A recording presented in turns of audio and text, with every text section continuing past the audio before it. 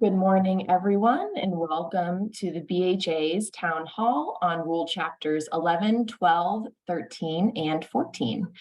We are going to go ahead and get this started.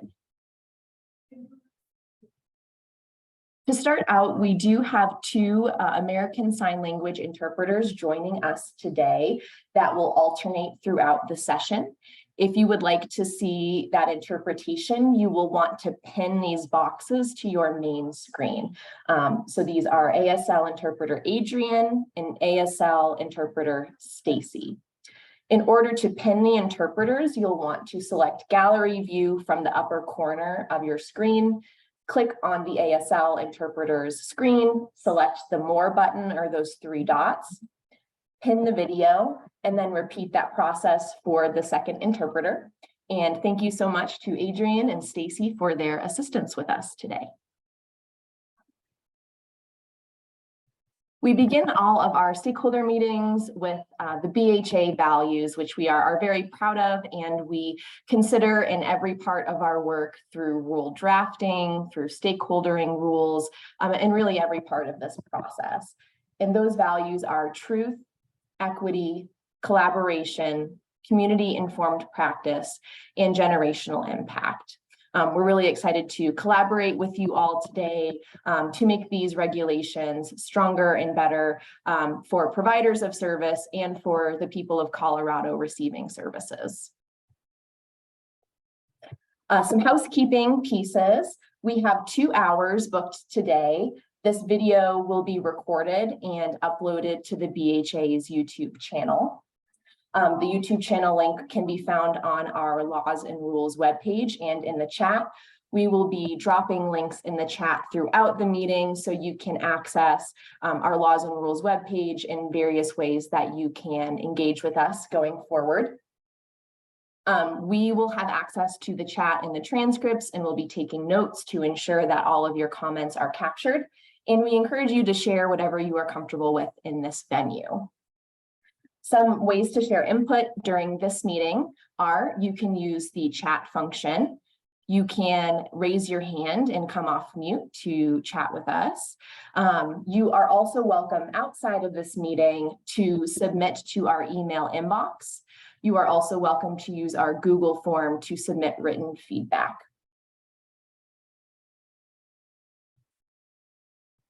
So we'll start out with some introductions of the BHA staff that are going to be presenting today.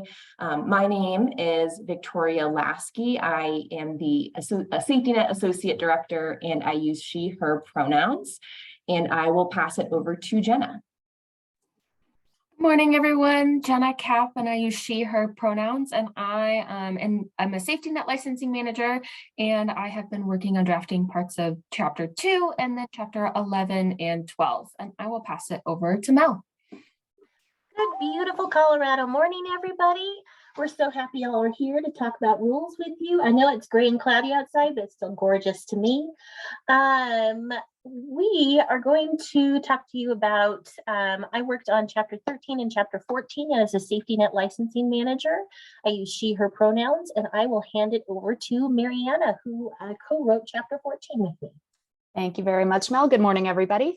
Mariana Sears. My pronouns are she, her. I'm also a safety net licensing manager, and Mel nailed it. I'll be covering a portion of criminal justice services, which is chapter 14. And I believe our last special guest here, we're going to hand it over to Tom Miller. Thanks, Mariana. Good morning, everybody. Tom Miller, he, him pronouns. I'm the division director for the Quality and Standards Division. Thank you for the opportunity to present these rules and helping improve the behavioral health system along with the BHA. Back to Victoria, I believe. Thank you very much. So today's town hall, we will be providing information about chapters 11, 12, 13, and 14. Chapter 11 is services for children and families. Chapter 12 is gender responsive treatment. Chapter 13 is outpatient competency restoration, and that one is specific to comprehensive community behavioral health safety net providers. And Chapter 14 is our services for criminal justice involved individuals. If you've been to other events, I just like to note a little bit of a difference in this town hall approach. This one is more presentation and content heavy. We are really walking through the content of the proposed chapters and then stopping in between chapters to allow time for questions or feedback. We also have a number of other stakeholder engagement opportunities. If you have not been to those, we have been holding in-person listening sessions. We have 2 left, one in Grand Junction this week and one in Pueblo next week. We also have one more lived experience session. That is our Spanish language lived experience session. I believe that is tomorrow. We still have some office hours, which are great. You come, you choose the topic, and we will chat through any and everything about the rules with you. And then, of course, you can submit written comment or questions at any time. In order for those comments to be part of this rulemaking process, we do need to receive those by June 23rd at midnight. You can also see, if you didn't immediately remember everything I said about upcoming events, we have our calendar on the Laws and Rules webpage where you can find those events and register for them. We would love to see you there. And also want to highlight, we have a new way to stay informed. We have just launched the Quality and Standards newsletter. If you signed up for that, our first newsletter, I think, went out yesterday. So please sign up if you're interested. We will be giving all the latest with the rulemaking process and also other pieces under quality and standards, such as our ladders database, any updates to that. So feel free to sign up for that if you are interested in getting the latest. There's no specific timing for that. Really, it's just as we have relevant updates to share. And with that, I will pass it over to Jenna to get us started with Chapter 11. Good morning again, everyone. I'm going to be speaking about the next 2 chapters, Chapter 11, Children and Families Endorsement, and Chapter 12, Gender Responsive Treatment. So starting with Chapter 11, I recognize I made a mistake on a couple slides and used the word youth. It's ingrained in my head, but due to statutory language, youth is actually anyone under the age of 21 and child is under the age of 18. And so apologies that youth is here a couple times, as this is specific to that under the age of 18 group of individuals. Next slide, please. So wanting to start off with a person-centered summary. And so this chapter applies to agencies serving children and families. Agencies wishing to provide services for children and families must also have another endorsement specifying the type of treatment or service. So that could be outpatient, partial hospitalization, crisis, or any of those others. So a level of care. This endorsement establishes the rights of children receiving behavioral health services and ensures agencies are providing services that are developmentally appropriate. The goal of this section is to ensure services are family-driven, youth-guided or child-guided, trauma-informed, and culturally and linguistically appropriate. Next slide, please. Thank you. So it's a pretty short chapter because this is just added on to those level of care endorsements. But one of the things is the general provisions and rights of children.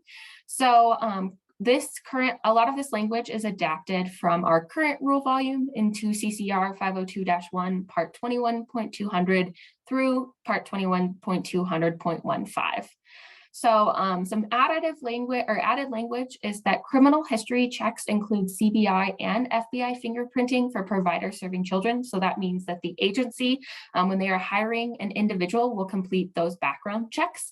That is on the agency, and working to clarify some of that language in Chapter 11. And that is just before the individual provides direct care to the child that they need to pass that. And then also one of the changes that was talked about back in the town halls in December was that minor in possession is moved under behavioral health outpatient services, which was discussed in Chapter 7 town hall last week, I think. So the weeks meld together. And then, as I said, again, these provisions apply to anyone under that age of 18. Next slide, please. So with that, the rights of children are specified in this area. So that means that children 15 or older may consent to voluntary hospitalization, and children 12 or older may consent to outpatient therapy services. And in that, consent includes consent to psychotropic medications pursuant to 1322-102 CRS. One of the other things that I'm excited about is adding in a little bit more layer to the screening and assessment person. Agencies will follow those screening criteria. Oh, my bad. We switched around some of the numbering, but the screening is now, I think, in 2.13 of the BHA rules. And also those assessments include the initial assessment requirements and the comprehensive assessment requirements. But the added layer for children and youth is the inclusion of the ACEs screening, so the Adverse Childhood Experiences screening, and that is defined in Chapter 1. And the goal of that is if possible, including the parents in that screening as well, or legal guardians with the kiddo, of recognizing that there are usually multi-layered and multi-generational impacts. And so wanting to make sure we are addressing that impact on the kiddo. And then with that, there's we added assessment and triaging for behavioral health services for children who are at least 17 or older, so kind of that transition age youth. So making sure that they are able to access resources once they hit 18, making sure that they are receiving those services, and that there's not discontinued services or anything once they transition to that 18. And then the service plan is to be developed with the child who is over the age of 12, and then the parent or legal guardian, unless there is a reason stated otherwise that the parent or legal guardian should not be involved in the service plan. And that is all for Chapter 11. I think we have a couple of questions in the chat that we might want to stop for real quick. Let's see. There's a question from Elizabeth. Background checks and fingerprinting. Is this applicable to Family First and CYMHTA? Thank you, Elizabeth. This will be applicable to CYMHTA and Family First. As under CYMHTA, they follow the guidelines for children and youth. That current chapter will live under the admin provider rules, which are currently being drafted. So that is not, I mean, those rules are currently public and are 2 CCR 502-1, but there are new revisions coming out. But yes, that will apply to CYMHTA. And then I see a question from Trisha. For those new to Colorado, is an alternative to CBI acceptable? I know we speak a little bit about that in Chapter 2 to BHEs, but anything specific to, and just for those unfamiliar, it is a little broader in Chapter 2 that if a person had been living out of state, there's some flexibility with a background check in that state that they came from, or a national level check. But anything specific to children you'd want to add? No, that's correct. I know there was a bill a couple of years ago that allowed for a variety of background check places, not just CBI. And so we are following those rules and laws as well. So as long as it meets the criteria, that we are accepting any of that. Great. There are a couple more in the chat, but I see Barbara also has her hand up. Barbara, would you like to come off mute and let us know your question or comment? Sure, I've got 3. First has to do with 11.3.1a. That's also the fingerprinting. Just the way that is written. It says there, in addition to criminal background checks required under part 2.6.d of these rules, agencies serving children must submit to the Federal Bureau of Investigation, etc. And while the last sentence does say that no direct contact with children may take place until that background check is cleared, the way that first sentence is written, it sounds like everybody in that agency, if you're serving children, everybody in the agency has to undergo that FBI check, rather than making it clear that just those that are working with the children. Just like, I know you've been using, I think it was trails, that it was just those that were working in Children and Family Services, we would put through that trails check, not everybody in our agency. So I would request that that language be clarified. That would be that's my first comment for this chapter. Yeah, thank you so much for that. That was also brought to our attention in a couple meetings ago, and that is on my list for some of the revisions, is to clarify some of that language. So I appreciate you providing that feedback as well. Thank you. My second one has to do with 11.4A2. I feel like that's not clear, where it says that the parents or legal guardians must be contacted without the child's written or verbal consent. If essential medical information is necessary for parents or legal guardians to make informed medical decisions on behalf of the child. And that's just not clear to me what that means.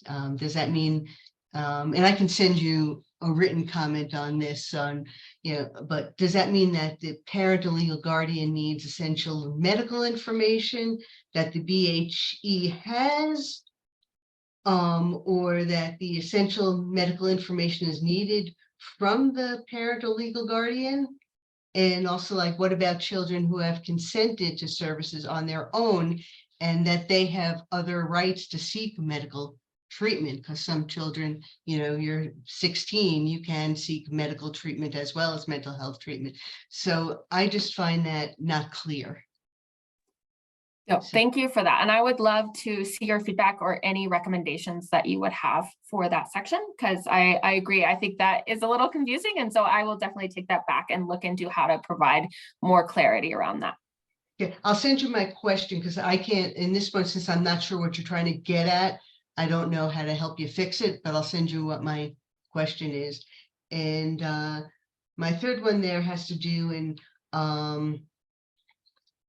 with 11.4.2 B,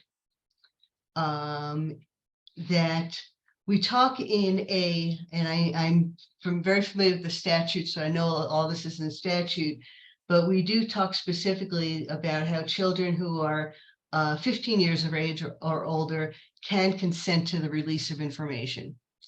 And B talks about those under the age of 15, they have the right to object to hospitalization and have the guardian ad litem appointed. Can we get some guidance with regard to the consent to release of information when a child is under the age of 15 and has consented to services without the parent or legal guardian? It's something that's not covered in the statute, and I don't know if the BHA has the authority to give us that consent, but it's something we have dealt with in our agency. It's something we've talked to our attorneys about, and we're just unclear on that. And again, it's something I'm willing to send you a written comment on, but I don't know if if anybody has an answer to that. I don't know if that's something that's in Tom's bailiwick. And I promise that on the other chapters, I don't have this many comments. I appreciate all your comments now and always, Barbara. With regard to this particular question, are you specifically seeking additional guidance with what the consent process may look like? I mean, how you as an agency may go about that, or was there some other clarification? No, generally, because we know that we've come up with, okay, who, if a child has consented to services themselves without a parent or a legal guardian, who signs the release of information? And the statute and therefore the regulations tell us that if they're 15, 16, 17, the child signs it. There's no one that tells us, okay, the child has signed themselves into services. The parent is not involved. They're 12, 13, 14. Who signs the release of information? We have no guidance on that. It's not in the statutes and therefore not in your regulations. And I don't know if you have any insight into that or can give us any help there, but we have run into that issue when we didn't know what to do. So, and we do know a release of information gives us permission, that doesn't require us to release, gives us permission to release. So, yeah, that's been our conundrum. We've had to say, okay, then. I think what would be helpful is your question in writing. And Sure. I'm looking at the statute right now, and I agree. I don't think that that necessarily provides us any additional guidance to which we can provide more specificity in the rule. So I would say with your question in hand, we should circle with our Attorney General Okay, and ask for their assistance with the statutory interpretation. okay, great. Thank you so much. No, thank you again. All right. Thank you, Barbara. I'll head back to our chat questions. So a question from Jessica: is there room for change in the fingerprinting process for fully remote staff members? I'm not sure. I can give my thoughts, and then Jenna, if you want to add anything else. I don't think we have specified. It's more about whether you're having that direct contact with children, and if that is in a remote environment, I would imagine we would want those regulations to apply similarly, but just want to be clear again with that language that it is for those that are specifically providing that direct service. So I don't think we have considered that up to this point. Jenna, anything you'd add? No, I think you answered how I would have answered that. If you're having contact with the kiddo, we expect you, whether it's teletherapy or telehealth or in person, expecting you to complete background checks. Oh, and I see the follow-up question from Jessica: physically direct or communication direct? What would you say, Jenna? That's a good question. I would say both. We're trying to have protection around kids and with being a vulnerable population, but I can definitely take that back and look into providing some clarity and bring it back to the team for us to discuss and have some input on that.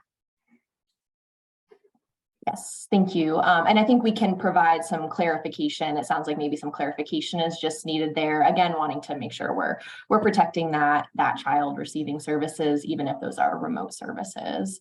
Another question from Laura: ACEs given to child or parent? A little confusion about the wording there. Yes, thank you.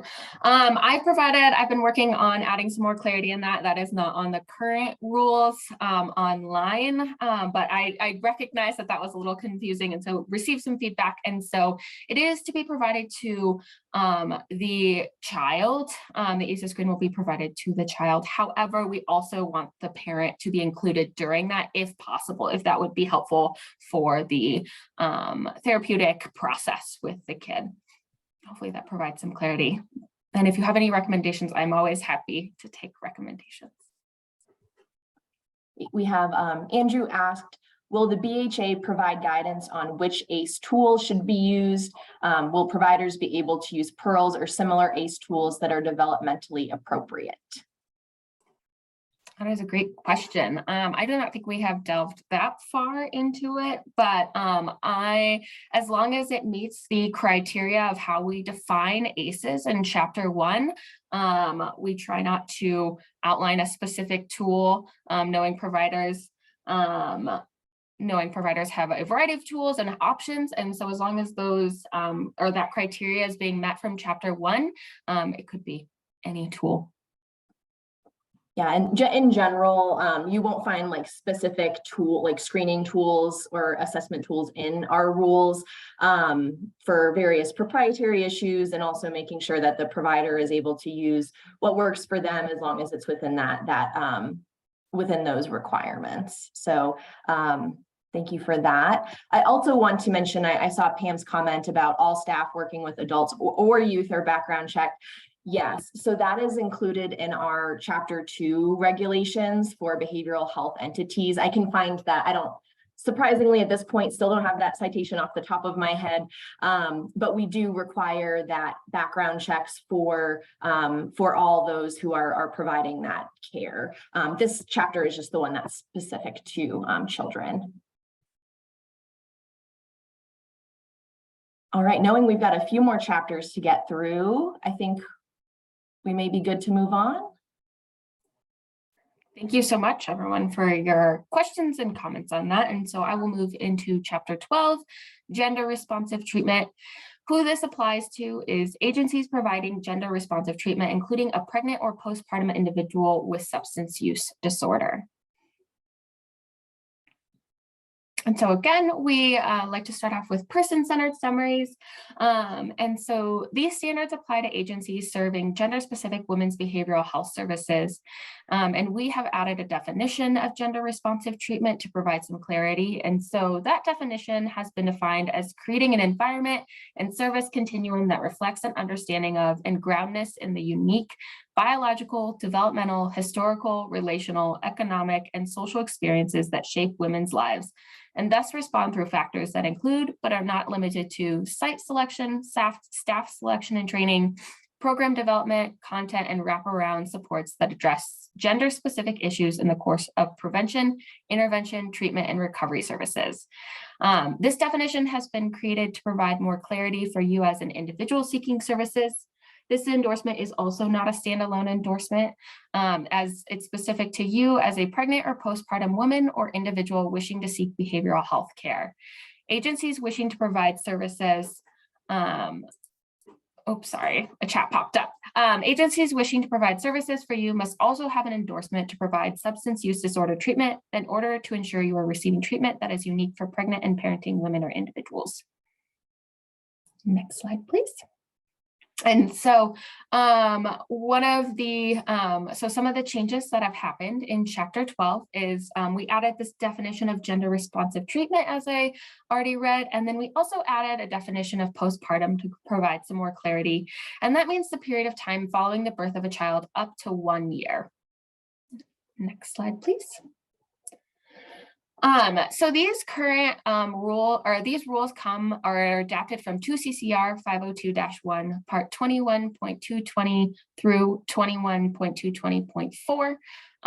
These services are specific to pregnant and postpartum women or individuals seeking substance use disorder treatment.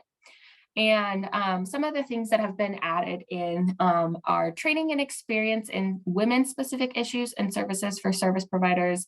And that can include trauma-informed care, pregnancy loss and stigma, and SUD among pregnant and postpartum women and individuals. Behavioral health treatment should be trauma-informed and include those trauma-informed care principles. It should allow the individual provider gender choice and the option for multiple modalities that address the specific needs of that person receiving services. Next slide, please. And so in the screening and treatment and services section, I apologize, I forgot to state this, but a lot of, as I said, this is added onto another service, so a level of care. And so that means they will be following those screening and assessment and service plan requirements in chapter 2. These are just what is added for the specific endorsement. And so screening for the individual's need for prenatal or postpartum care, screening for child safety issues within the individual's home. Service plan should include either various, or should address topics throughout the treatment or through comprehensive care coordination. And then there was an added, there were treatment program requirements for high-risk pregnant women that came under House Bill 22-1278 in part 25.5-5-2021R. And so those requirements were added into this section. And then there's a non-denial clause due to sobriety status for pregnant or postpartum women or individuals. So adding that layer in that they cannot be denied services due to sobriety. And then requirement for admittance to treatment within 48 hours. And then if not, the reason needs to be clearly documented and interim services or care coordination needs to occur. And that is all I have for chapter 12. Thanks, Jenna.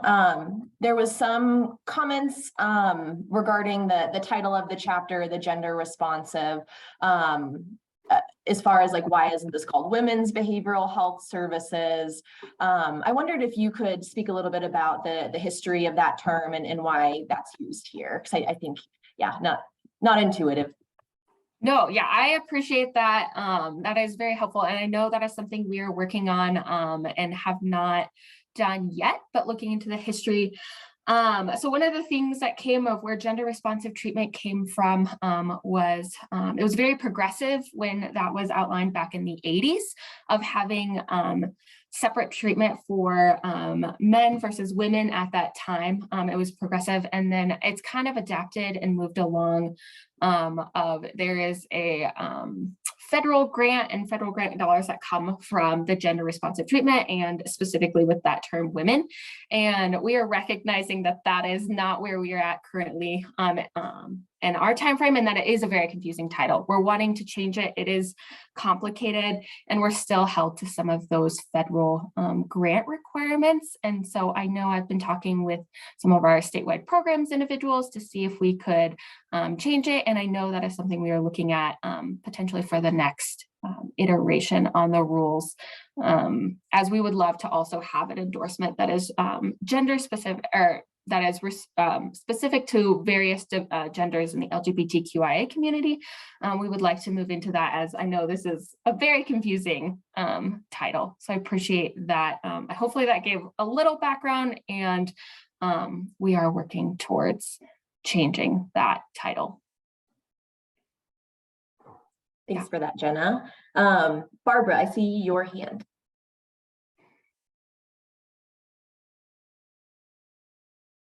Yes. I didn't say I wouldn't have any questions in the other chapters. I just had fewer questions. And I find a little bit of confusion with 12.1.5 and 12.1.2, in that in 12.1.2c it says agencies shall offer any pregnant or postpartum woman / individuals admission to treatment within 48 hours. So first off, what does that mean, shall offer them? So does that mean they have to admit them to treatment, or just say within 48 hours, say, hey, we can get you in 2 weeks? Or do they have to, or is it just that within 48 hours, they have to do what it says in 12.1.5, which is make every effort to get them in within those 48 hours? Because that's where there's kind of a confusion, where one says shall and the other says shall make every effort, or every effort shall be made. Yeah, thank you for that. The intention is what comes from 12.1.5 of shall make every effort to get them into services, but I can make some changes and provide more clarity in that 12.1.2 section. I appreciate that. Okay, thank you. And I appreciate you making those efforts. Anything else on chapter 12 before we move on to 13?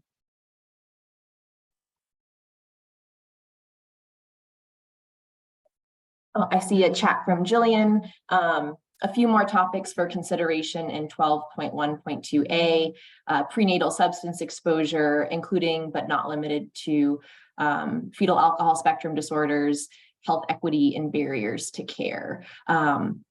Appreciate that. And I think we'll take those into consideration and see if we can address those.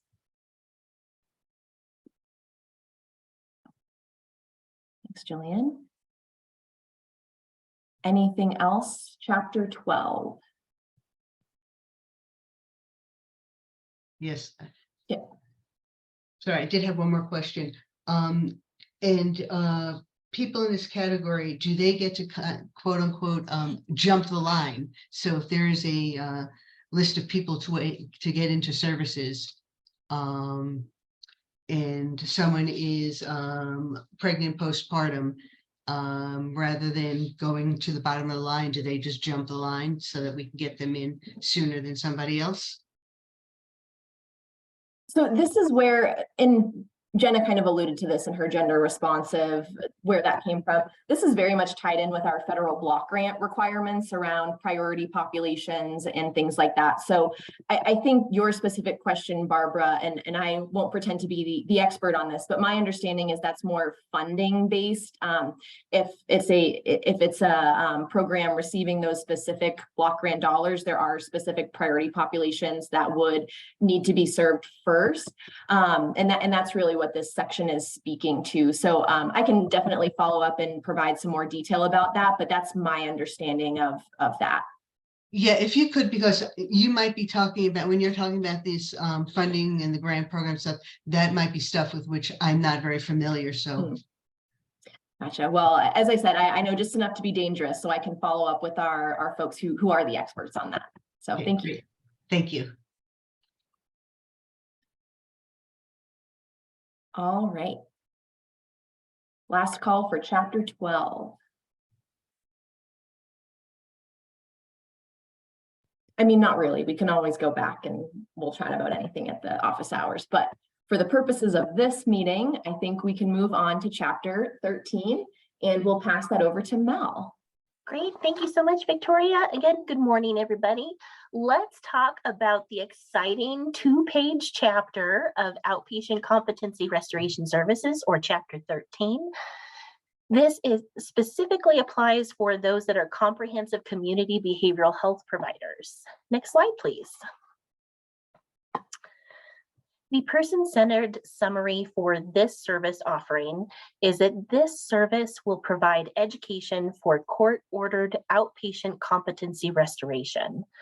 Competency restoration is needed if you are going through a trial and someone with authority in the court process believes that you are not understanding important pieces due to behavioral and/or physical health concerns.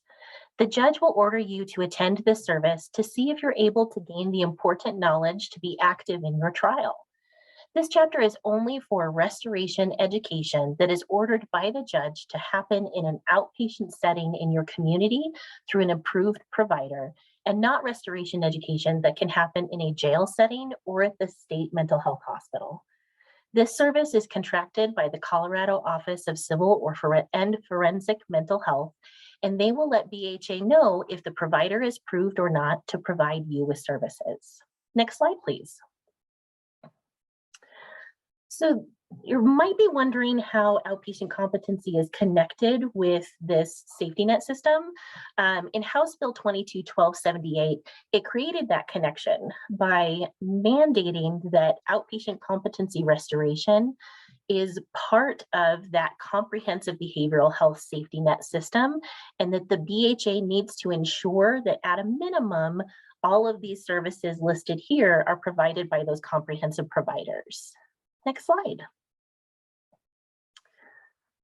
So we already have a very robust and awesome program running for outpatient competency restoration through the Outpatient Competency Restoration Program with the Office of Civil and Forensic Mental Health, or OCFMH. We don't want to gobble that up or complicate the system. So what we're planning is that the program logistics will continue to be left to that program, Outpatient Competency Restoration Education, with the Office of Civil and Forensic Mental Health, or OCFMH. The BHA will then check the approved provider list through OCFMH prior to providing that safety net approval for those comprehensive providers. Now, a couple key pieces here are that the agency immediately provides outpatient competency restoration services until that competency is restored and/or they receive confirmation to discharge from OCFMH, following those standards of the contractual agreement that they hold with that program and OCFMH. The agency will also not stop providing restoration services and/or discharge the individual for any reason prior to consulting with the program department and OCFMH and gaining their written approval that they will put into that individual's file. If an agency, for whatever reason, is no longer an approved provider with OCFMH, the BHA may suspend or revoke that endorsement of comprehensive safety net provider. And that suspension and revocation process is found in that 2.24, including the appeal process. Next slide. Short, sweet, not too bad for chapter 13. I will hand it back to Victoria to handle questions.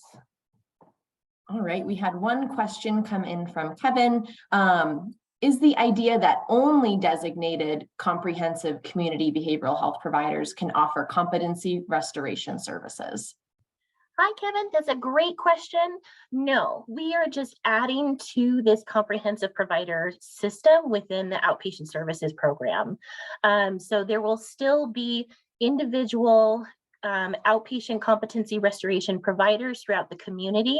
It's just mandated that those comprehensive community behavioral health providers have to provide this service in order to be considered that comprehensive safety net provider. So, so status quo for those that are not part of that comprehensive community behavioral health provider, and then just ensuring that that service is included in that comprehensive safety net.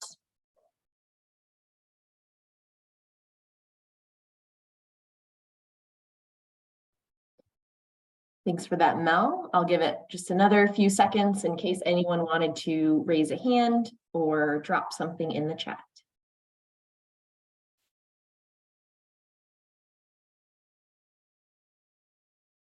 There's a recommendation on some clarity on that in the chapter. So I'm thinking maybe we could add a line that's basically what you just said, Mel, clarifying that piece. Absolutely. Thank you, Bridget. Right. Well, thank you very much, everyone. And with that, we can move on. Oh, see another chat. Oh, from Kevin, thanks. Agreement. Awesome. We can be sure to clarify that.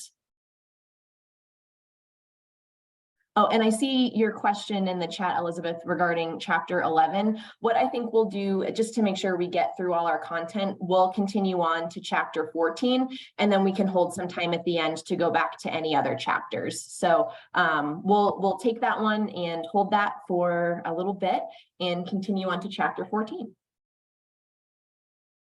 All right, Mel and Mariana, take it away. Thank you, Victoria, and hello, everybody.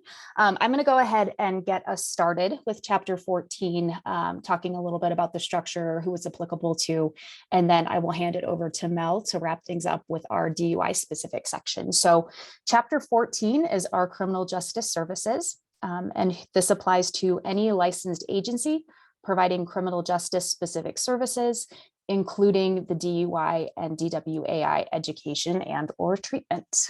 Next slide, please. Our person-centered summary for this chapter. You may need behavioral health education and or treatment due to involvement with the criminal justice system. It is important that you're treated with dignity and receive services that help you as a person while also meeting your specific legal needs. This means that if you're referred for education only, that's what you can expect to receive. If you're referred for treatment services, you can expect the provider to learn more about you, identify your needs, and help fill your required hours with services that are both useful to you and accepted by the court. It requires that treatment providers learn about the legal system and, with your permission, collaborate with your supervising officer in working towards the successful completion of your requirements. Next slide, please. So these are the bigger chunks that we're going to look at, updates, again, specifically to criminal justice involved individual services. On a higher level, we're going to talk a little bit about modified structure that we have made to this particular chapter to match the build of the rule volume. We focused a bit on statute alignment and some interstate compact changes. We have third edition ASAM alignment and consistency, and then we're going to wrap up with DUI and DWAI services. Next slide, please. So we're going to take a little bit of time looking at this structure because it does look a little bit different than it is in our current rule volume, and we want to make sure that people can find what they need to find in the easiest manner possible. So when you look at chapter 14, you will see that part 14.1 is applicable to all providers of services to justice involved individuals, What we found when comparing the expectations in our current role volume for providers of the traditional criminal justice services and DUI services, there was a lot of similarity and overlap that really could live in a more generally applicable section. So hopefully this makes expectations more standardized and a bit easier to follow. So this part 14.1 covers generally applicable items such as new definitions, assessment and placement in services, personnel training, and documentation. Part 14.2 is then applicable to providers of enhanced outpatient services to justice-involved individuals. And then part 14.3 is applicable to providers of intensive outpatient services to justice-involved individuals. And one thing that we would highlight here is, as you can see, there's a little asterisk next to the IOP services. What we have done in this chapter is essentially refer the provider back to IOP requirements from part 7.6 of the rule volume in anticipation of needing to match the current referral process where the court or criminal justice system might refer an individual over specifically for IOP. And those IOP services really should be filled with what's appropriate for the individual, thus getting them back to part 7.6. Enhanced outpatient services is only referred into right now for criminal justice involved individuals. And so that is why that particular section lives fully under chapter 14. Next slide, please. Okay, so one area that we'll highlight here is around length of stay. You'll see this sprinkled throughout chapter 14 and a couple other chapters where we're really trying to start to align as much as we can with ASAM requirements as far as length of stay needing to be clinically necessary for the individual. So this is just an example of one sprinkling of this requirement. The treatment duration and it's listed for both EOP and IOP in this chapter, must be determined by qualified personnel as defined in part 7.6.2. That's going back to our treatment personnel. And based on the individual's assessment and documented progress towards treatment goals.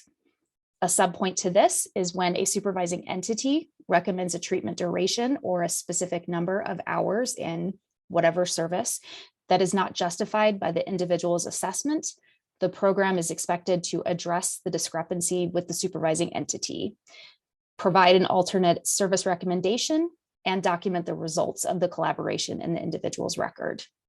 And then going a step further, in the instance where this collaboration does not result in alignment with the assessment treatment recommendation, the program needs to follow the supervising entity's recommendation. We certainly can't say that we can trump a court order or any type of a legal requirement, but this is an effort to really start making sure that the clinician's voice is heard as part of that legal process and making sure that they're advocating for what the client needs, whether it's more or less time or different services in order to stay on their path of recovery. Next slide, please. Part 14.1.4 is, again, this is applicable to all providers of criminal justice services, and this is around training. All personnel that are providing education and or treatment services must be knowledgeable about the criminal justice system, including the sequential intercept model, be knowledgeable of principles of risk, need, and responsivity, be familiar with Colorado's specific criminal justice system, including the competency restoration process, and attend at least one training during active licensing or approval cycle that is unique to individuals involved in the criminal justice system. These expectations were added in due to feedback that there is a gap in knowledge or potentially in when an individual is transitioning potentially from community corrections into a community provider, that there are some language barriers and potential mismatches between how that treatment is being provided or basic knowledge of the criminal justice system. And so this is meant to align that standardization in language across staff and all kinds of different systems to make sure we're all speaking the same terms. One of the subpoints on here is that these training requirements may be satisfied by completing the Behavioral Health Administration developed criminal justice curriculum that is under construction right now, is my understanding. And that will live on the learning management system when that is available. And then this is not a change, but any curriculum-driven education or treatment program requires training. So that would be if you're providing driving with care, you got to be trained in that curriculum. That is not anything new for this section of rule. Next slide, please. And then part 14.1.5, again, this is applicable across the board. The rules that we have in here emphasize a number of approaches are really important points that we wanted to make in the rule volume. One is the collaboration and communication with the supervising entity. That is due to a lot of feedback that we've received on all sides, that we really need to make sure that this is a collaborative effort, and everything that we can do to support that, we want to. Incorporation of the risk, need, and responsivity principles into the treatment services, again, from the client's perspective, that is something that is very present in Department of Corrections or in community corrections. Really taking those R&R principles as a basic tenet of their treatment and extending that into community services. Documentation needs to reflect a base knowledge of criminal justice system and the individual's intersection with the system. This is really getting at having that awareness that probation is not the same as parole. Pretrial is not the same. It's looking at some of the records where there's a clear disconnect with an understanding of what that actually means for the individual who's involved with the criminal justice system, and really making sure that the providers are aligned with the individual and what this means for them. These rules also emphasize engagement with the individual's identified support system. And if that's not permitted by the client, clinically contraindicated for some reason, or if the individual is unable to identify a support system, the documentation needs to reflect an effort to help them build a recovery support focus system. So, and this can include post-treatment referrals, peer recovery support services. So really trying to get at that, that area where we need to help create that net to help support the individual in their community reintegration or wherever they're at in the system. Documentation also needs to reflect delivery of necessary services based on the individual's assessment and the service planning process. So we have a couple expectations written in around care coordination and, again, support systems. And then a very long sentence here that has a lot of fancy, but a lot of very important language and requirements here. Services need to be person-centered, trauma-informed, harm reduction focused, physically and programmatically accessible, and culturally and linguistically responsive. And that may include referrals and translation services if applicable. Next slide, please. So looking then a little bit further down in chapter 14 to look at the structure, part 14.4 is when the program specific elements start to kick into gear. So parts 14.4 through 14.9 establish standards for programs that are subject to different statutory authority. So that's how we have it divided out. Part 14.4 is the substance use disorder education and treatment for individuals involved in the criminal justice system. This is our current 21.230 section of Behavioral Health Administration rules. And then parts 14.5 through 14.9 are where we go into driving while under the influence or driving while ability impaired, level 1 and level 2 education and treatment. This is our current 21.240 section of the BHA rules. So the nice thing with that is that leaves room for flexibility in future state as different legislation is passed and different programs may come and go around criminal justice services. We can still add those in or remove them accordingly without disrupting too much of the flow of the entire chapter. Next slide, please. So highlight here for statute alignment and interstate compact changes. Just this past legislative session, House Bill 23-1268, private treatment of out-of-state defendant bill was passed. This is particularly around the interstate compact process, and current rule has it written in that the provider may not begin treatment until receiving permission from the Interstate Compact Office for someone who needs to register for out of state if they have an out of state offense. So the nice thing with this bill is this was identified as a barrier, and that was addressed legislatively. So agencies providing substance use disorder treatment in Colorado shall immediately, following intake to the program, notify the individual that they need to register with the compact administrator, and the agency shall assist the individual in providing name, date of birth, proof of identification, and any necessary release of information to the compact administrator immediately, so that the department can begin their criminal histories check of the individual. So treatment can begin, and the interstate compact still needs to happen, but it's no longer a process where it would be considered an immediate barrier to entering treatment. Language is added that this will not apply to crisis and withdrawal management services. And it did remove penalties of charges and fines that could be taken against the provider if they failed to register properly. I'm sorry, the provider if the individual was being served without proper registration. But it does have language in there around violations that could be reported to licensing authorities and corrective action may be taken. So we're very excited to write this one in. This is certainly something we've received a lot of feedback from providers on, that it is a barrier to clients. It has been for a long time. And this gives us some flexibility to really make sure that clients are receiving services that are needed in a more timely manner, and still satisfying the call of this legislation to make sure that they are registered appropriately. And then the other part that we'll highlight here is, even before this bill passed, we have done some work with the Attorney General's office this past few months to review language and statute to make sure that we could remove youth under, I guess that would be child, under 18 years of age from the out-of-state offender requirement in the individual record, where it sits right now in our rule volume. Kiddos were having to be subject to this process as well, or at least the provider had that documentation requirement, and we have clarified that we have that removed in our current draft. Next slide, please.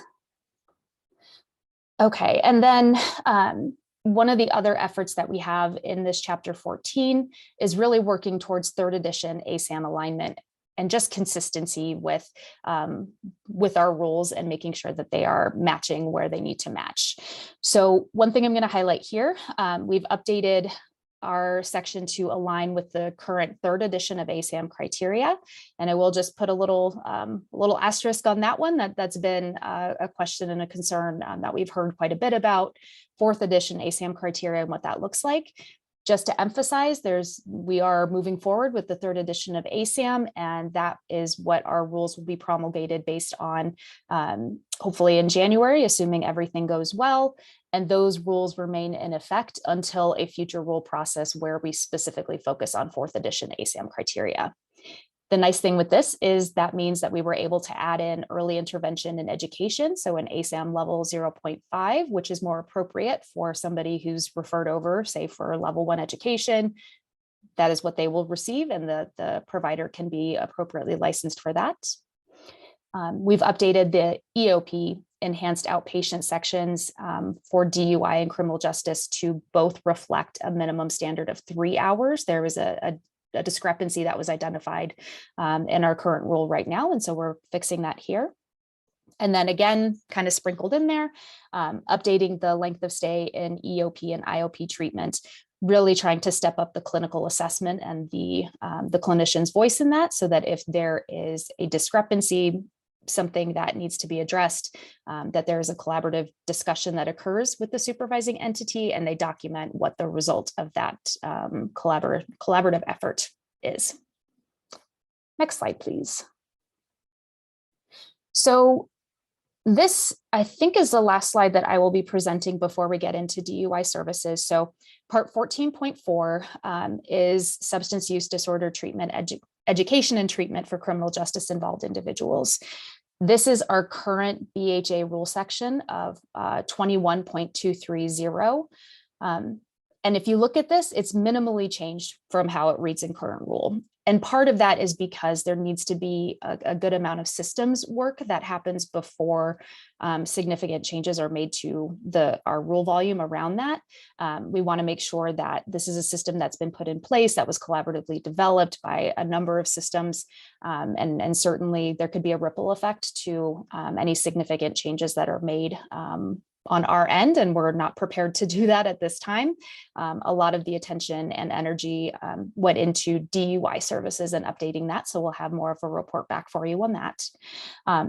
But one of the highlights that I would call out here is, I believe it might be what Cindy is messaging about right now, so that's good timing. In this section of rule current state, it does say education and treatment must be a minimum of 9 months or as required by the supervising entity. Again, we don't feel that we were in the place to be able to change that without having a bigger systems alignment discussion. But what we have added in was that same kind of sprinkling of a requirement of the program is expected to address discrepancies regarding court-ordered length of stay and services with the supervising entity and document in the individual's record. So again, advocating for the client, letting the clinical voice be heard, but still respecting the legal requirement and precedent that is set. And then the other update that you'll see in this particular section is really just language alignment, new definitions, making sure that all of our terms matched. You will see that some requirements that lived in the 21-30 section have actually moved up to one of the earlier portions of chapter 14 that is applicable to all providers. If we had a same requirement that was in this particular section and then repeated in DUI specific sections, we bumped it up to the top so that way it's applicable to all, and then we don't have to be as repetitive in the language. Next slide, please. All right, I was correct. So Victoria, I have not been keeping up on the chats. Do we want to pause here and respond to questions, or do you think it's best to get through DUI and then do all the questions at the same time? I think Mel has been keeping up with questions in the chat and writing some responses, so I can just maybe say a few of those to make sure if anyone's joining on the phone or anything, they hear. There was a question about whether this includes providers for SOMB or domestic violence treatment. Mel responded that this does not apply to those types of providers. And Mel, do you want to talk through your response to Kevin's question?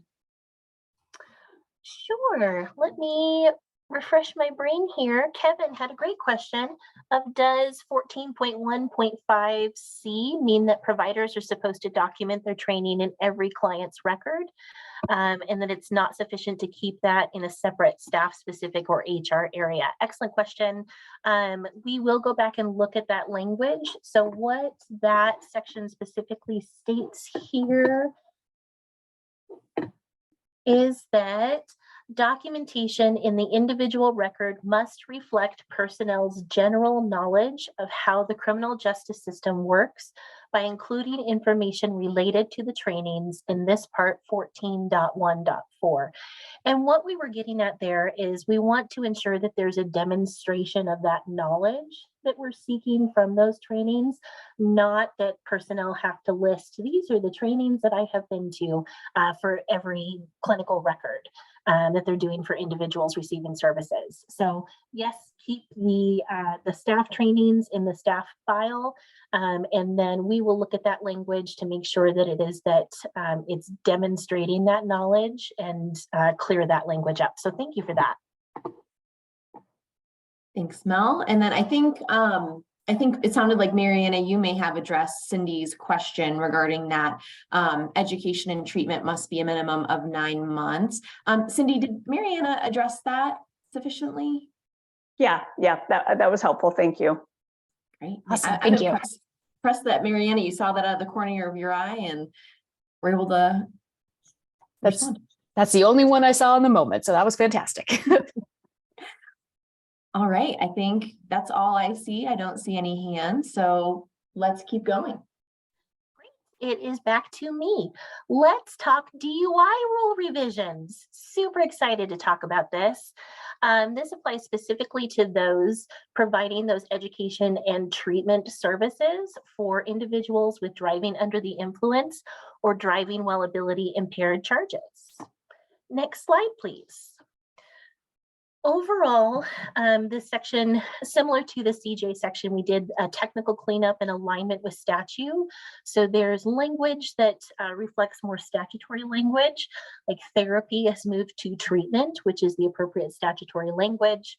We also cleaned up that definition of DUI, DWAI, and it encompasses a larger scope of charges. And we made sure that we aligned with statute in that boating under the influence, or BUI, is actually operating a vessel under the influence, and flying under the influence, or FUI, is operating an aircraft while under influence. Both are bad ideas. So we wanted to make sure that that was appropriately reflected, the statute, in the rules. And then also starting to pull in things that are current policy with DUI providers and reflecting that appropriately in the rules. So for example, alignment with practice of reporting data entry in the DUI DWAI reporting system, or DRS, and that provider guide has moved into rule itself. Really quick before we go on, I want to give a huge shout out to Webster Hendricks, who helped us with this chapter 14. Oh no, you're having trouble hearing me. Okay, let me, I've got headphones, we can fix this.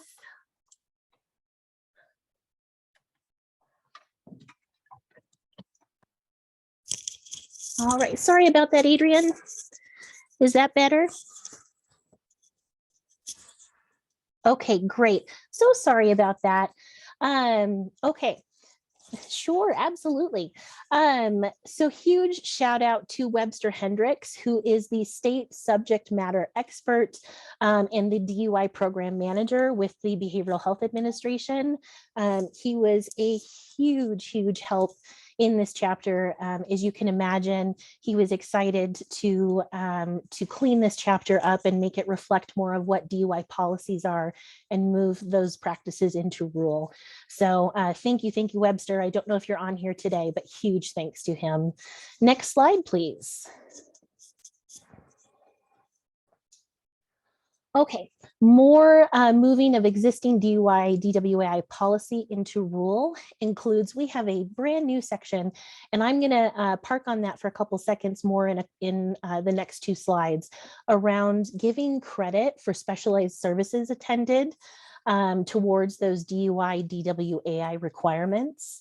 That's in 14.5.11.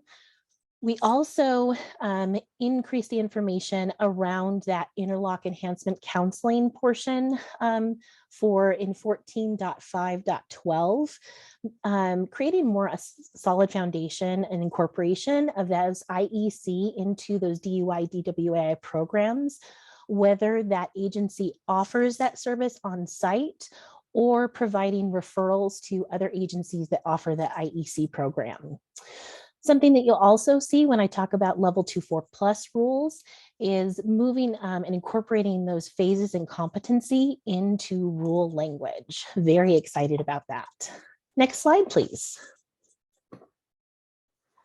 Okay, credit for specialized services. We wanted to add a little more detailed information from the rules on this topic, because this was something that came up in our DUI providers meeting. I think that was just last week. All of the stakeholdering days are starting to blend together, and it's just one big fun time of talking to y'all. So 14.5.4.b.5, I wrote that down for you because that's a lot, that's a hefty citation there. DUI, DWAI programs must have a process for how granting of DUI, DWAI service credit hours, as noted in this part 14.5.11, must be achieved. This includes providing DUI, DWAI services credit for individuals assessed as needing mental health services to address primary treatment concerns and/or referral into non-English speaking treatment options. Then later on in this chapter in 14.5.11, we have more information about how to go about this granting of credit. So agencies may grant credit towards both level 1 and level 2 education and treatment for services received through a qualified behavioral health professional for those DUI, DWAI requirements for both education and treatment through attending either previous DUI, DWAI specific education and treatment, substance use education and treatment, and/or mental health or co-occurring disorder services. The credit towards that level 1 and level 2 requirements are allowed on an hour for hour and week for week basis. However, here's the big catch. No more than 2 clinical contact hours per week may be documented for credit. Extra credit hours are not permitted for individual counseling sessions or higher levels of intensity services such as IOP or residential services on top of that 2 clinical contact hours per week, as mentioned in that bolded sentence. Treatment can occur prior to starting treatment, but not prior to that DUI, DWAI offense date. And credit hours are assigned only if progress is shown in treatment, and that can be demonstrated in the clinical record review. Next slide, please. So here's the specific criteria around that granting of credit. Criteria for treatment that may be used for credit needs to have occurred after the offense date of the last DUI, DWAI. It needs to have been completed via in-person or telehealth. All levels of care subject to that maximum of 2 credit hours per week only, as you saw in that previous slide. And only partial track credit can be considered for treatment completed exclusively in a non-community-based facility, such as while incarcerated. So if you have someone that's, let's say, attending JBBS services while they're serving their sentence prior to being released into the community, they can only receive partial credit for those JBBS services to go towards their DUI, DWAI requirements, because we want to have time with them in the community while they're still receiving that treatment. Now, credit must not be granted if hours were completed in a virtual format that did not include a qualified behavioral health professional. So there are several states that for their education, they have similar to like the fentanyl education course that we have developed here at the BHA, where it's an hour course, you click through it, you're not actually engaging with a therapist or anything, that individuals cannot get credit for that. So there has to be engagement with a qualified behavioral health professional. Hours were completed prior to the last DUI, DWAI offense date, those cannot be counted. Individual has a diagnosed substance use disorder and continues to exhibit those risky substance use related behaviors. Those to look at those risky use, that can include, but is not limited to, UAs coming back as hot for substances, individual self-report of maybe relapsing, observation of the professional or from the multidisciplinary team that you may be working with, so that probation officer, parole officer, community corrections. So if you're seeing any of those continued risky behaviors, then credit cannot be granted. The hours are through a support group like AA, for example, or NA, or there's a group that does not have a qualified behavioral health professional, those cannot count. And if you see documented evidence from the other treatment provider that shows insufficient progress towards treatment goals while attending that treatment, then that individual will not receive credit for those services at that other provider's office. Next slide, please. One thing you'll see in this chapter that we're also really excited about is that we are widening the net of professionals providing these services. We understand that there is a shortage in the workforce right now of individuals that hold those addiction-specific certifications. And so we have removed that requirement. And so that means that LPCs, LCSWs, LMFTs, and candidates moving towards those can now provide those DUI, DWAI services without holding those addiction-specific certifications. This clinical staff, however, must still be appropriately trained to provide those DUI, DWI specific services. And you'll see in the chapter, we have a specific point for each of the levels of DUI that states who are appropriate personnel that can provide those services. Telehealth is also written into rule now as an acceptable delivery method. Now, one note though, for level 2-4+, we are still recommending that it is best practice to hold those services in person. And if you need to provide telehealth for those level 2-4+ services, you need to document clinical justification for why telehealth was utilized. Next slide, please. One thing you'll also see as an overall theme of this chapter is we're moving towards looking at treating the individual and not just the offense. So we're encouraging providers to make sure that they're individualizing that treatment based on assessed need, regardless of whether it is a level 1 education or a track B individual or that level 2-4+. Throughout that continuum, we want to make sure that we're addressing the primary needs of the client that may have brought them in your door in the first place and not necessarily just that DUI or DWAI. We're also encouraging providers to seek and maintain a network of specialized service providers to target those primary needs that you may see in those assessments of that individual. So for example, if you have an individual that needs to receive medication for anxiety, let's make sure that we have those appropriate referral sources to get them in to see someone if you don't have that appropriate personnel on site that can provide those medications. Or if you have an individual that has a TBI, let's build that referral network so we can get them into those appropriate services. We also are looking at filling and stabilization hours, as Mariana talked about earlier in the criminal justice section, based on the assessed need. So if you have someone that needs to complete EOP or IOP services, we're writing in rule that we want to collaborate with those referral sources through the criminal justice system if you're starting to see that an individual needs to step down sooner. Now, that's not always going to be the case if it is specifically written in court order that they need to complete something. However, we want to make sure that we're starting to have those conversations and get those referral providers involved in that collaboration. Maximum group size of all DUI, DWAI groups is at 12 individuals receiving services to best address the individual need within the group practice. Now, within that 12, that does not include facilitators or co-facilitators. So just those receiving services. Next slide.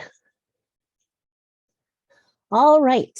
Level 2-4+. This area, what you will see is it is continued theme of taking those policies that you'll hear from Webster in those level 2-4+ meetings and moving them into rule.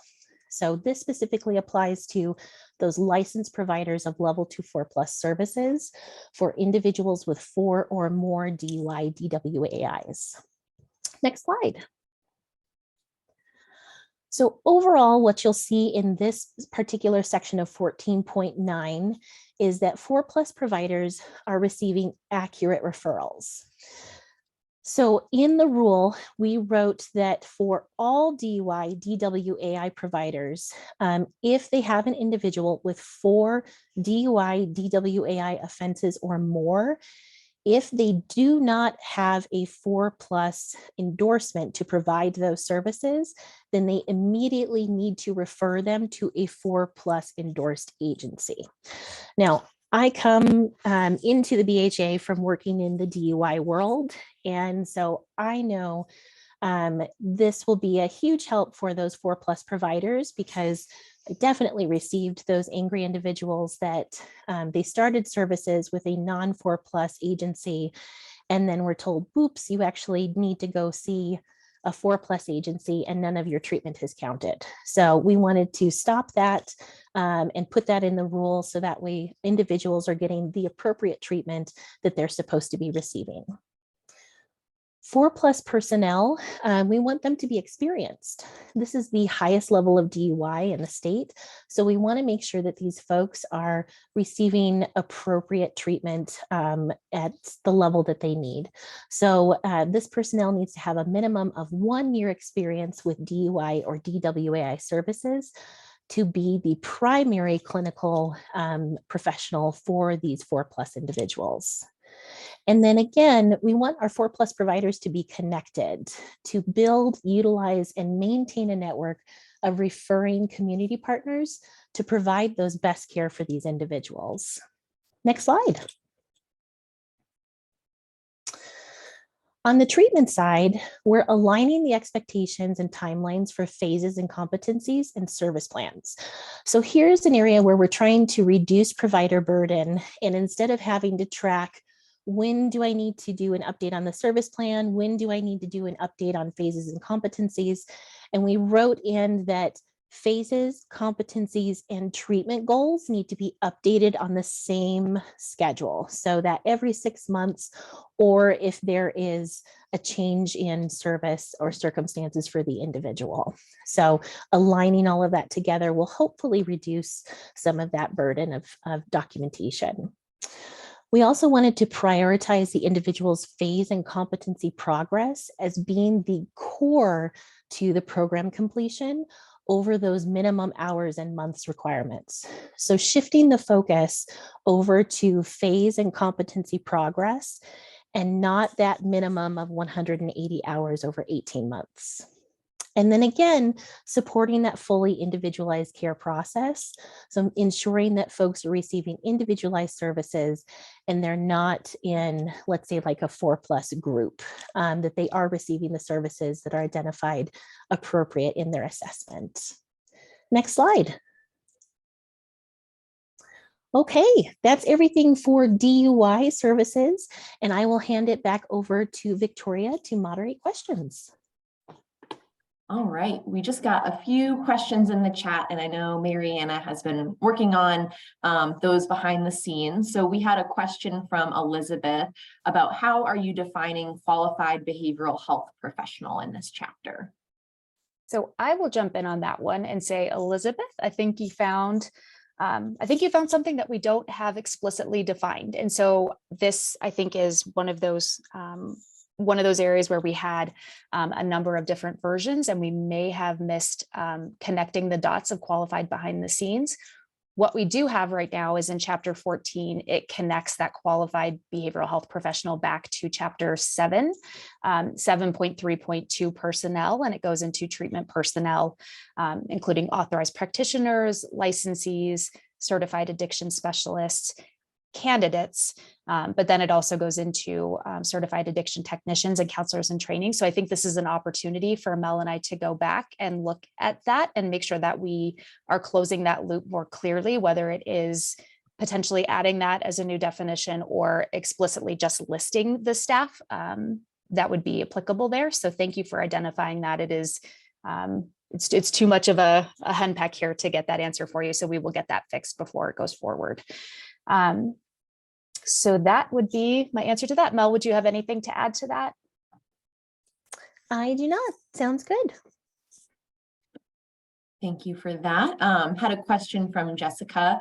Will the trainers for driving with care curriculum be adjusting their guidelines as they tend to deny those credentials? Yes, and our intention is to work with Webster and get our foot in the door with all the different training programs to make sure, that if it is driving with care, that they're in alignment. He has worked a good bit with Dr. Timken, who is aware of some of these updates. So I do believe that there has been some communication back and forth on Webster's side. But absolutely, we want to make sure that as this door gets opened, that it's not going to be shut on the training side. So we will work with those providers as well. Thank you for that.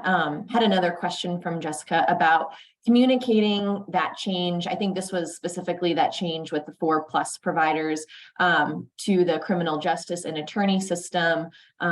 We see a lot of individuals directed by counsel to start treatment before sentencing.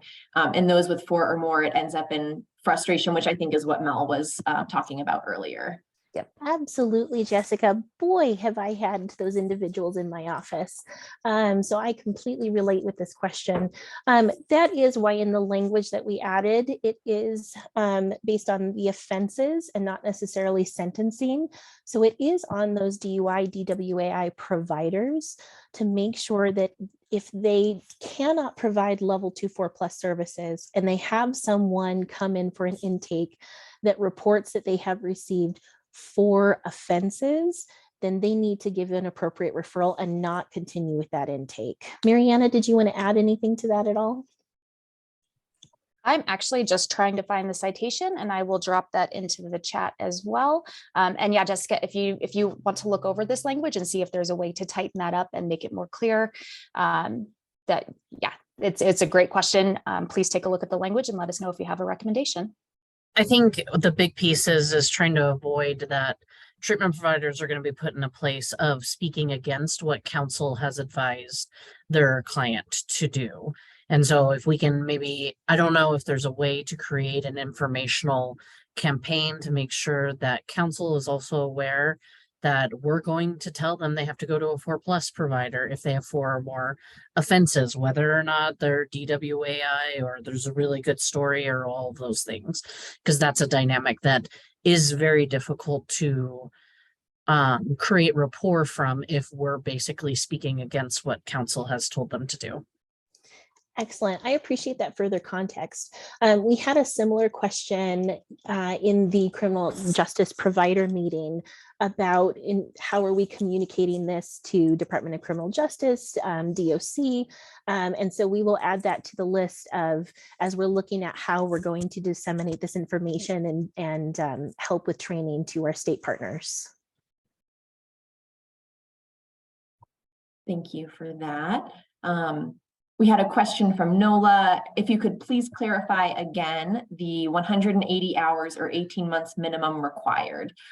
This can be adjusted according to provider assessment is the question. Sure. Thank you, Nola. So that current state is that focus on minimum of 180 hours over a minimum of 18 months. And what we're doing is that in this new draft, we're putting the emphasis on that progress through those phases and competencies. That minimum 180 and minimum of 18 is still there. That is still the minimum requirement for time in level 2, 4+ treatment.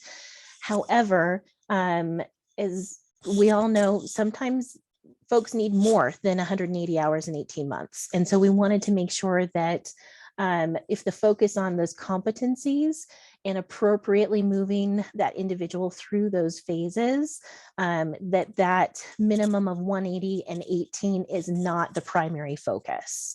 Does that help, Nola?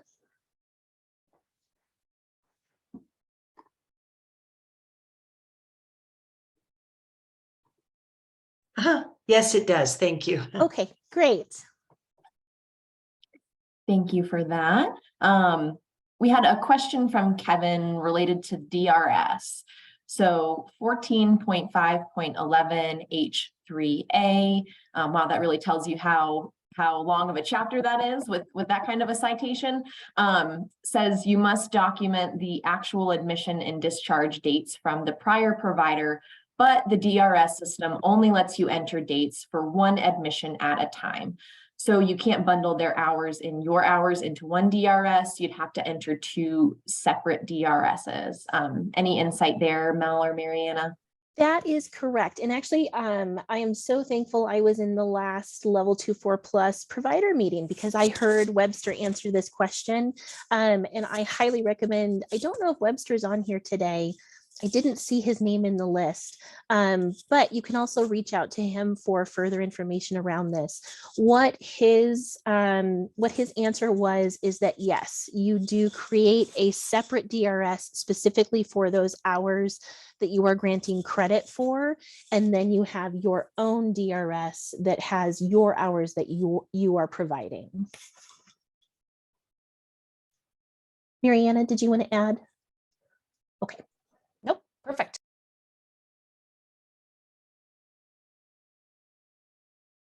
All right, I'm not seeing any other chapter 14 questions. So I think let's open that back up to any questions about any chapters we presented today. And I remember specifically we had one from Elizabeth. So I'm scrolling back up to find that. Can we go back to chapter 11 related to background checks and fingerprinting? My specific question is, as ASOs are not BHEs, but the ASO provides the assessors for Family First and CYMHTA, is the ASO required to do background checks and fingerprinting of assessors? And I think Tom was going to help us with that one. Thank you, Victoria. Thank you once again, Elizabeth, for the insightful question. I think you've pointed out one of these issues that we have current state, and there's probably going to be a pain point for us in the future state, as we have been quite clear that we do not intend to have behavioral health ASOs, or as we say, BASOs, be behavioral health entities. Now, that's easy to say, but the issue that you point out puts us in a bit of a dilemma. If they are currently providing direct services, and as you point out, doing assessments for both of those programs, but we're not going to have them be BHEs, thus subject to those background check requirements. We have created a loophole there, which means that those programs won't have the folks providing those services be background checked. Now, what I'm doing, I think, is laying out the issue. I don't have a solution for that right now. So we need to talk with our program folks to see whether we include something like that in contract. But then there's also the overarching issue of those intermediaries not being licensed providers to provide those direct services. So that's really the main issue. And part of why we've said that is we don't want intermediaries to have any type of conflict, even an appearance of conflict, by being licensed providers, but also coordinating services. So that's really the main issue. I don't have a solution for it right now. Elizabeth?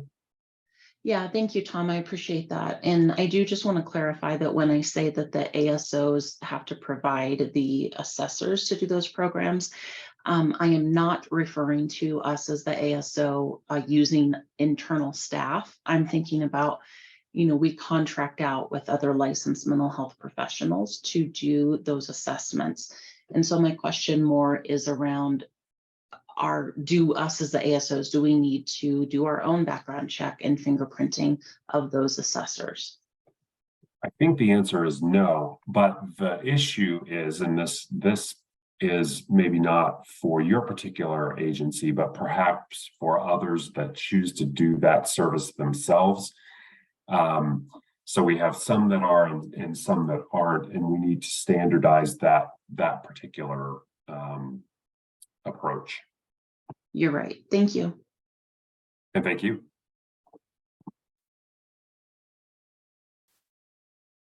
Thanks. I think we saw some feedback from Kevin, which I see Mel has responded to. I think we'll definitely take this into consideration, but just to read that aloud, Kevin wrote, the EOP service length in 14.2.2 is written as though the duration is fixed at the beginning. If the goal is to keep treatment customized to the individual, it would be helpful to include some language around reassessment. Sometimes clients no longer need that level of care after a month or two of EOP. So I think, thank you for that feedback. We'll definitely take that into consideration.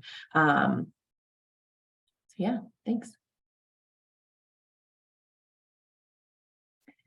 All right, so again, we're back to open season on chapters, and I see Bridget has taken us up on that. And going back to chapter 12, how does 12.1.5a fit in with safety net priorities and no refusal? So I'm going to have to pull that particular citation up, and I'm guessing Jenna probably will as well.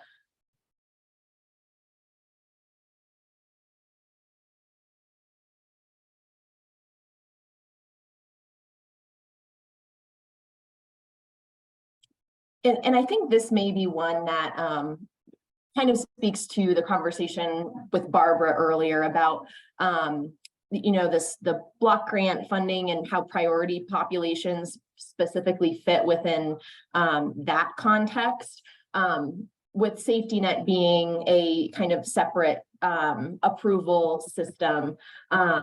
So as far as my understanding, what I've heard from Ryan Templeton, our division director for policy and external affairs, is that those priority populations specific to that block grant, those pregnant and postpartum, IV drug users, et cetera, that still remains, as those are those federal requirements for priority admission to these gender responsive treatment programs.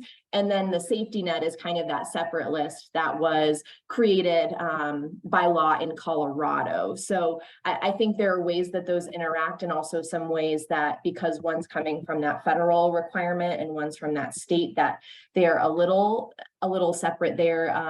Again, I would say Ryan's probably the expert on that topic, unless Ryan has, or Tom has any thoughts. But that's my understanding, is those are kind of two separate priority populations and requirements, just from those two different sources. I don't have any more than that, Victoria. So thank you for that answer. I wonder, Bridget, did that answer? Do you want to provide additional clarification with your question?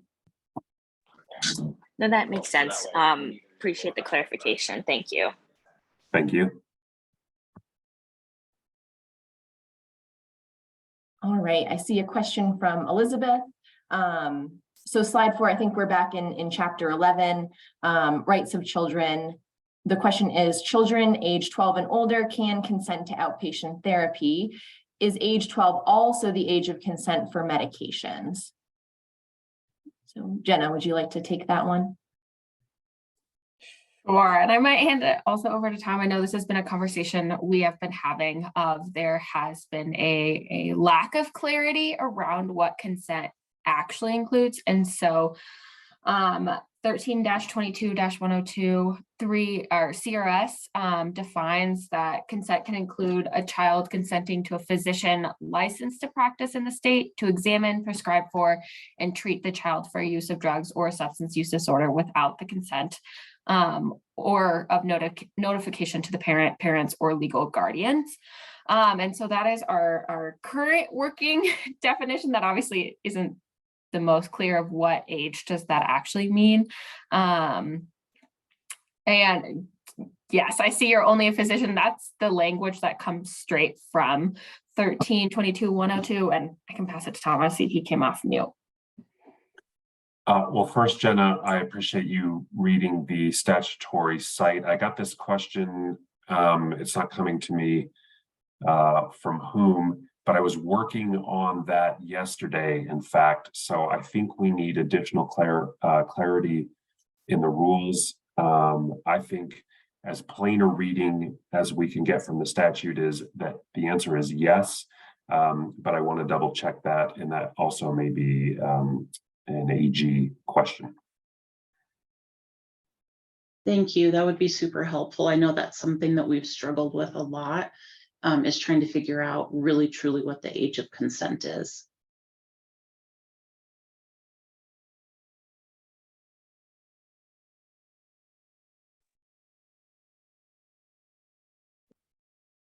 I have a question on that. This is Sarah Adams. I can't come off my camera. right now, but so the law actually says for psychotherapy services, which does not normally include medication services and stuff. So it sounds like things are being a little bit mixed together in regard to that. So are we looking at redefining psychotherapy in regard to other services that it allows? No, we are not talking about changing what the statute requires. I want to double check that we are interpreting it correctly with our attorneys. And once we do that, we will provide that clarity in the rule. Okay, thanks.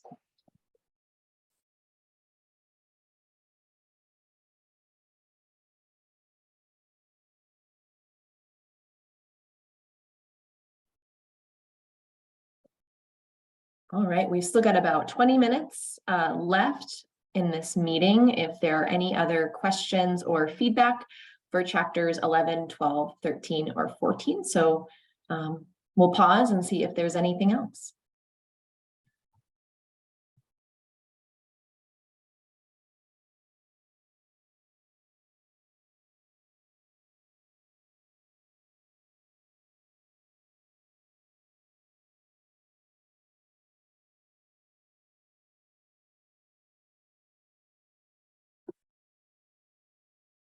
I can't find raise my hand, but if I can answer or ask a question here. I'm really just very confused right now. I tried to sign up for some other meetings and didn't get a link. So I know I've missed a lot.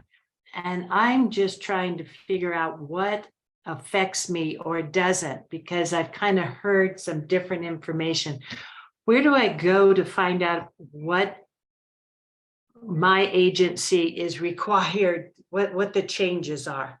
I'm a one-person small agency in a rural area, and I just don't know what the changes are going to be. I do provide DWAI services. I do provide 4+ services. So this information was good. And domestic violence. So I work with an offender population, but because of the need in my area, I do general mental health as well. So I just am very confused right now. That's a great question, Nola, and I think speaks to a lot of the changes that are happening at the same time. I wonder if it might be helpful if you follow up. I can give my email in the chat, and we can talk a little bit more offline about how this would apply specifically to you. I am concerned hearing that there were issues with potentially signing up for events. So maybe you could provide some more detail about that too, so we can see if there was something on our end that was going wrong. But I'd be happy to follow up with you. I'll put my email in the chat, Nola, and we can talk about what would specifically apply to you. Just hearing you mention what the services you provide, I can direct you to some of these town halls with chapters that would be applicable to you. I'm thinking like our BHA base license chapter, and then those we have those all recorded, so you could review that and also read any language. So let me put my email in the chat, and we can go from there. And if there's any other detail you can provide about the issues with registering, that would be helpful too. Okay, great. Thank you. I will definitely contact you.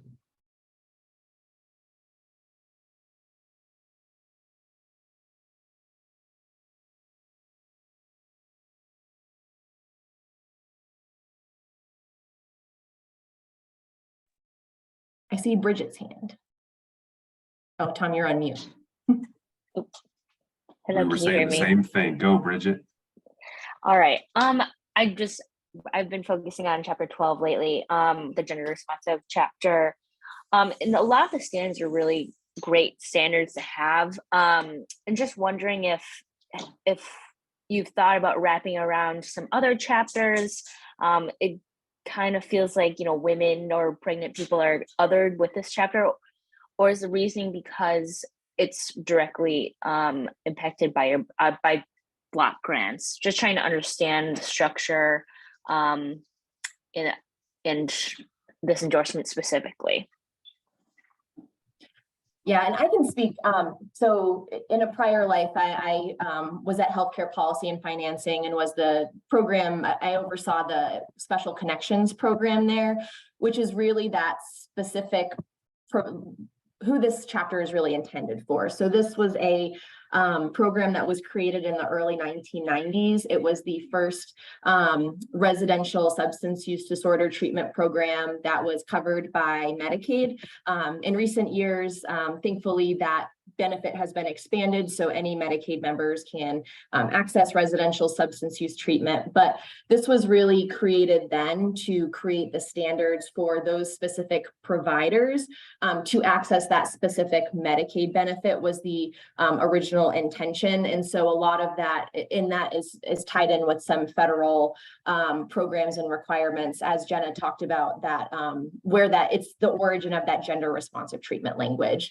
So it is kind of a really specific niche set of standards that speak to that. I think Jenna also mentioned that in the future, we would love to expand endorsements to consider more population specific endorsements.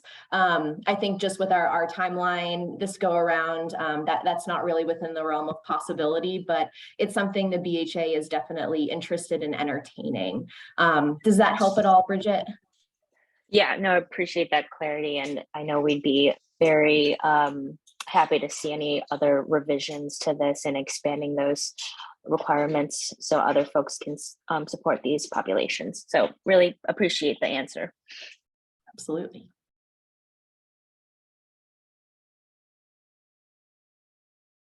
I don't always get to use my pick puff knowledge, so that I appreciate getting to dust that off for a minute. Anytime. All right, we've still got about 14 minutes, so what do you got?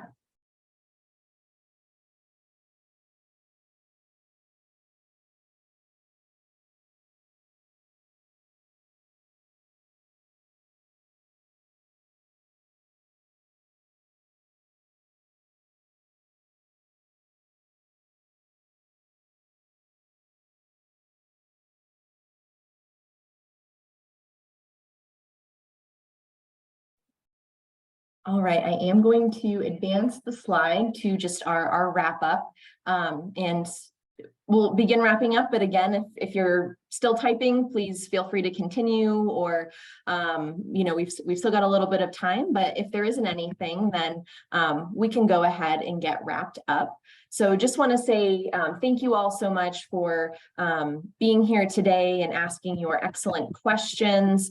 Really appreciate your time and your expertise. I think these kind of questions and this feedback is really how we are going to improve the behavioral health system in Colorado, is listening to the experts like you all. I did see a question from Elizabeth about how long does it generally take for recordings to be posted to YouTube. I think we get that up pretty quickly. Could you speak to that, Mariana? Yeah, so this, it should be 24 to 48 hours. It's just a teeny tiny bit. But as soon as this uploads, we will get it sent over to our communications team. So it should be, knock on wood, by tomorrow. Great. Thank you. Well, with that, we will go ahead and get wrapped up. Again, please feel free to check our calendar for any other events that may interest you up until June 23rd, and that is when our feedback deadline closes. And we are working full-time and integrating this feedback into the rules as appropriate. So again, thank you all for your time today, and look forward to seeing and hearing from you more. Have a great Tuesday, and go Nuggets. Thank you. Thanks, everybody.